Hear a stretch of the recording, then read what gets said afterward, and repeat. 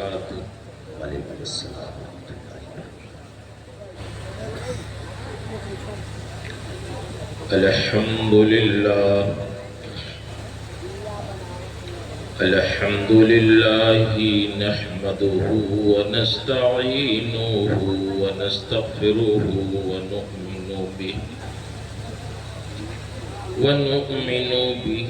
ونتوکل علیہ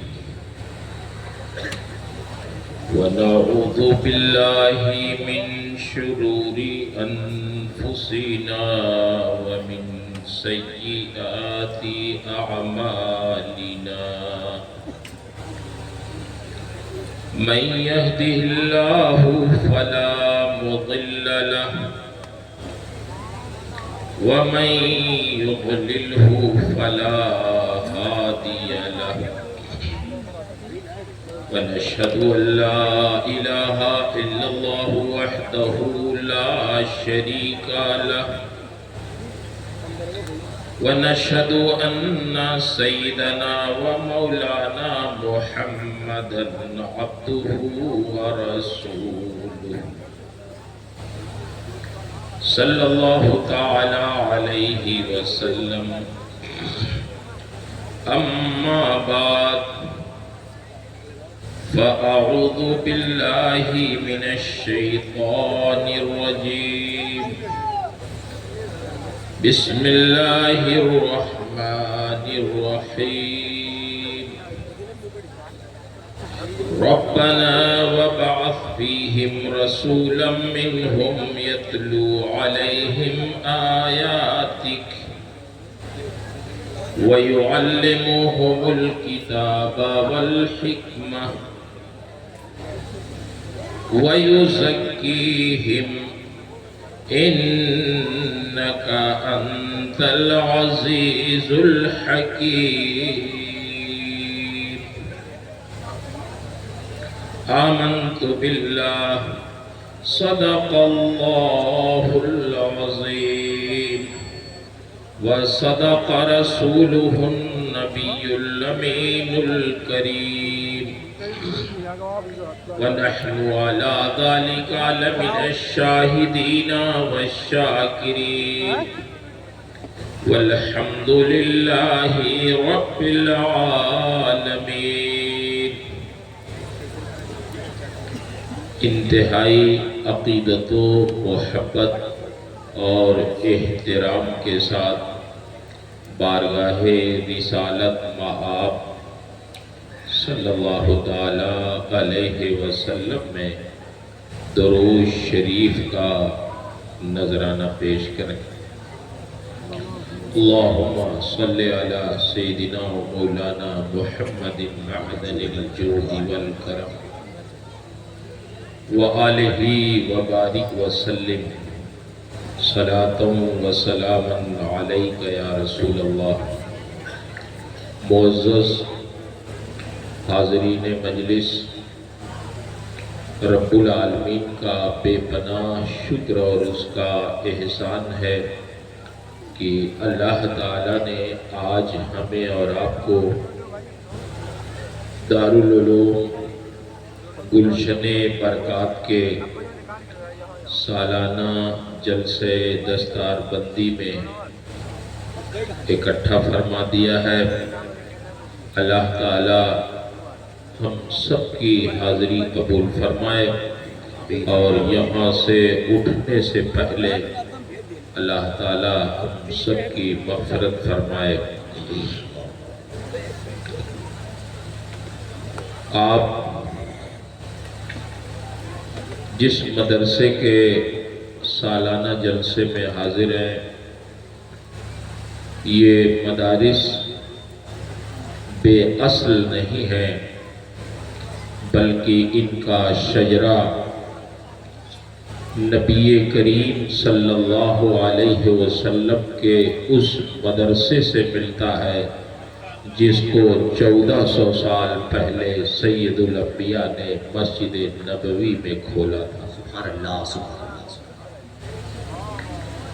اس وقت مسجد نبوی چھوٹی سی تھی، اس کی چھت کھجور کے پتوں کی تھی، اس کے ستون کھجور کے تنوں کے تھے، اس کی زمین کچی تھی، لیکن اسی ایک مسجد سے جہاں نبی کریم صلی اللہ علیہ وسلم نے اس میں بیٹھ کر صحابہ کو تربیت دی، تو صرف ایک ہی کام نہیں ہوا، نماز بھی پڑھائی آپ نے، امامت بھی کی صحابہ کی۔ سرکار نے اسی مسجد میں بیٹھ کر ہزاروں صحابہ کرام کی تعلیم و تربیت بھی فرمائی، باہر سے آنے والے وفود سے ملاقات بھی اسی مسجد میں آپ کرتے۔ مسجد نبوی میں جو ستون ہے وہ ستون گواہی دیتے ہیں کہ اس مسجد سے سرکار کتنے کام لیتے تھے۔ آپ مدرسے کی عمارت دیکھیں، مجھے بہت خوشی ہے اس بات پہ کہ محب گرامی وقار حضرت مولانا خالد ایوب صاحب قبلہ مدد اللہ العالی، اللہ ان کی عمر میں صحت میں برکت عطا فرمائے، ان کے علم و فضل میں برکتیں عطا فرمائے، جو ہمیں اور آپ کو انہوں نے مزاج دیا، سمجھایا۔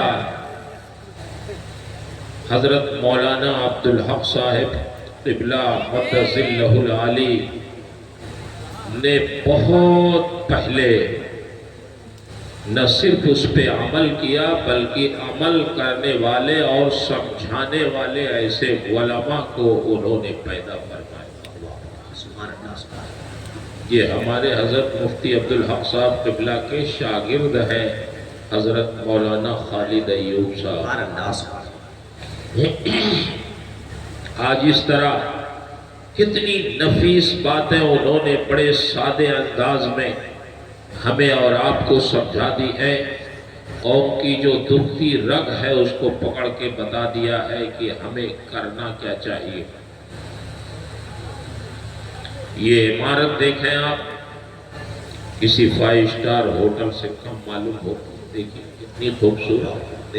کسی ہوٹل میں جائیے، ایک رات رہنے کے لیے تو کتنے کرائے اس کے دینے پڑتے، لیکن حضرت کے وہاں سینکڑوں طلباء اس میں رہتے ہیں، ان کے کھانے کا انتظام، ان کی تعلیم کا انتظام، ان کی تربیت کا انتظام مدرسے کی طرف سے کیا جاتا ہے۔ یہ مدارس معمولی نہیں ہے۔ حضرت سے میں عرض کروں گا کہ آپ نے جو یہ دین کا قلعہ تعمیر کیا ہے، آپ کے اس مدرسے میں پڑھنے والے ایک ایک طالب علموں کا حال یہ ہوتا ہے کہ ہم لوگ تو جب پڑھاتے ہیں تو سمجھ میں نہیں بات آتی کہ یہ طالب علم جا کے کریں گے کیا، لیکن جب یہ کام کرتے ہیں، عملی میدان میں آتے ہیں، تو اس کا حال کیا ہوتا، اس کی ایک مثال میں آپ کو سمجھاؤں۔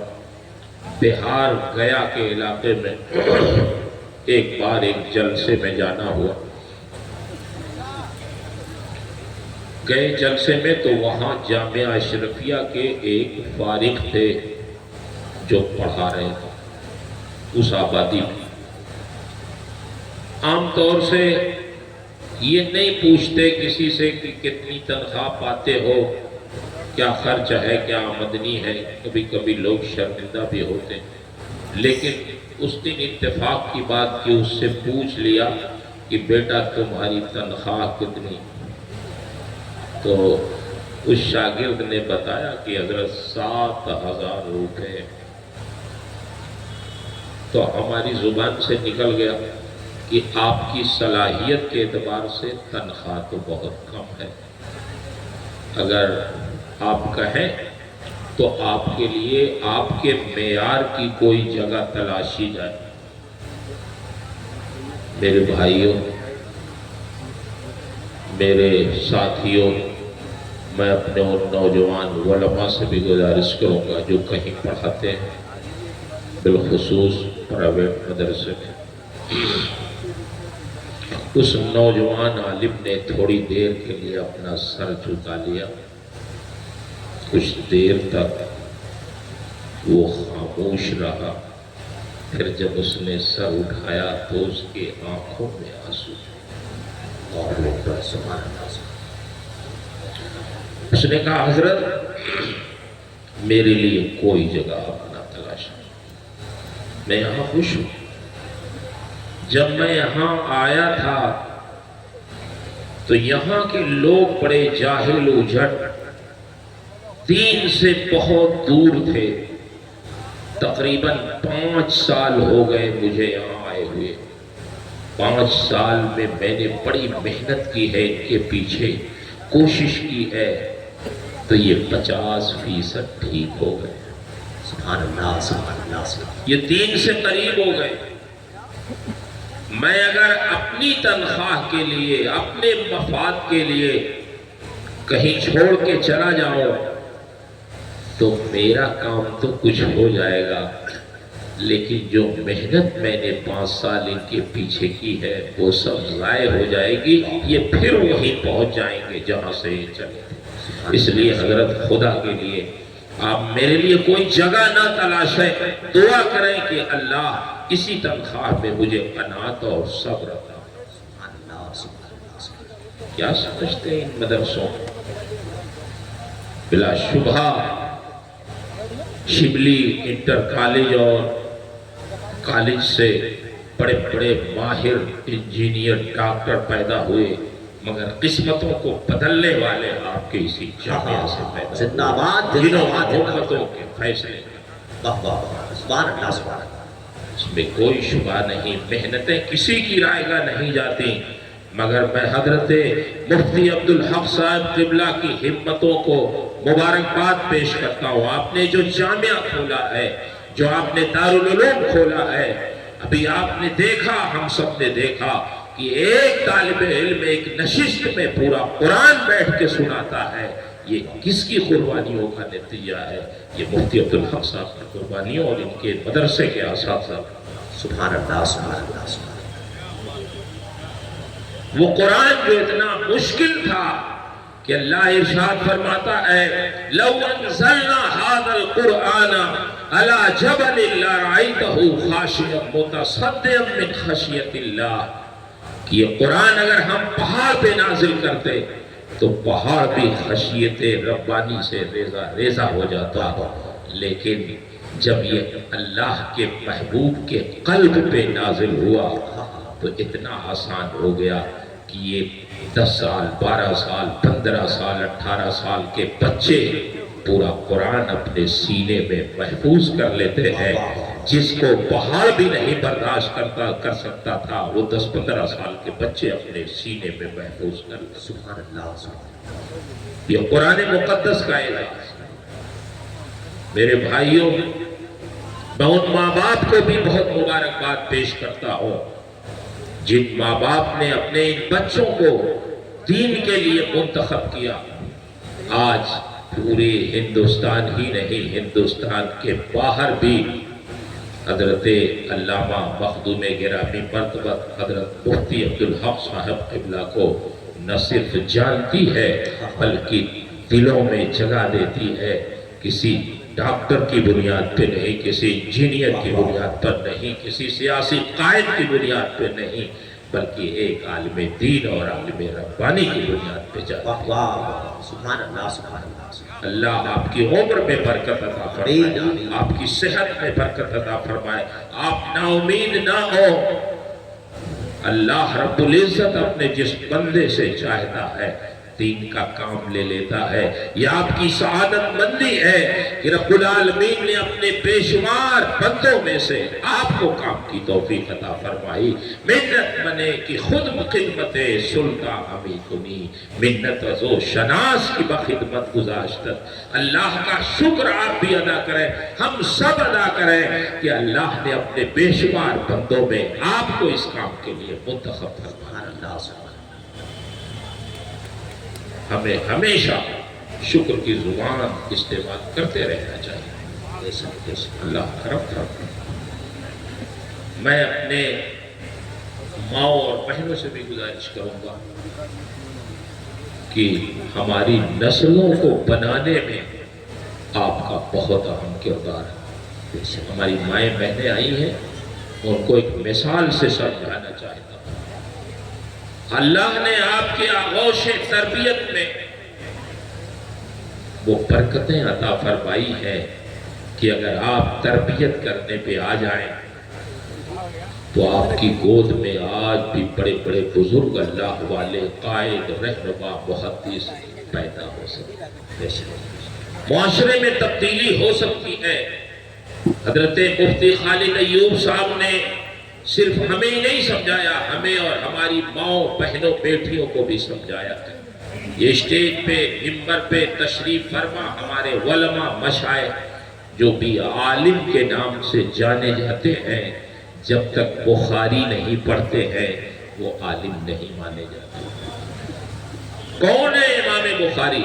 میں اپنی ماؤں اور بہنوں سے مخاطب ہوں کہ معاشرے کے بنانے میں، نسلوں کے بنانے میں آپ کا بڑا اہم کردار ہے۔ کون ہے امام بخاری؟ امام بخاری وہ ہے کہ محدثین میں ان کا کوئی ثانی نہیں ہے۔ کس نے بنایا امام بخاری کو؟ محمد بن اسماعیل سے امام بخاری کس نے بنایا؟ کون طاقت ہے ان کے پیچھے؟ تو میں آپ کو تھوڑی سی تاریخ بتا دوں کہ امام بخاری کا نام محمد بن اسماعیل ہے۔ جب پیدا بھی نہیں ہوئے تھے تو ان کی ماں دعا کرتی تھی کہ اے اللہ مجھے ایک ایسا بیٹا عطا فرما دے جو تیرے دین کی خدمت کرے۔ سبحان اللہ سبحان اللہ ایک ایسا بیٹا عطا فرما جو تیرے دین کی خدمت کرے۔ آپ غور کریں، میری مائیں بہنیں بھی سوچیں کہ انہوں نے ایک بیٹے کی تمنا تو کی، آرزو کی، لیکن اس لیے نہیں کی کہ میری خدمت کرے میرے بڑھاپے میں، میری کمزوریوں میں۔ دعا کی تو اس نیت سے دعا کی کہ میرا بیٹا دین کا خادم ہو جائے۔ امام بخاری پیدا ہوئے، ان کی دعا قبول کر لی اللہ نے۔ لیکن جب امام بخاری 6 سال کے ہوئے تو اچانک ان کے آنکھوں کی بینائی غائب ہو گئی۔ بڑی فکر ہوئی ماں کو کہ میرا بیٹا جو بہت دعاؤں کے بعد پیدا ہوا تھا، بڑی منت و سماجت کے بعد